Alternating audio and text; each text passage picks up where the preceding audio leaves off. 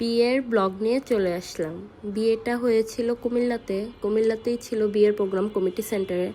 আমরাও যে পৌঁছিয়েছি সাথে বড় চলে আসছে। কমিটি সেন্টারে যাওয়ার সাথে সাথেই তো নতুন মামির সাথে দেখা করতে চলে গেলাম।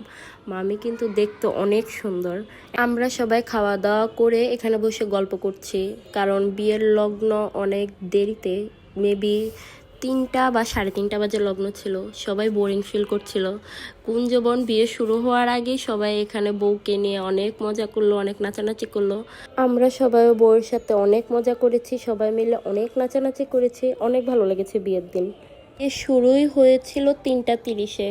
সবাই চোখে এত ঘুম, মাত্র জামাই বসেছে, তারপর কিছু রিচুয়ালস আছে, এটাগুলা করে তারপর কুঞ্জবন।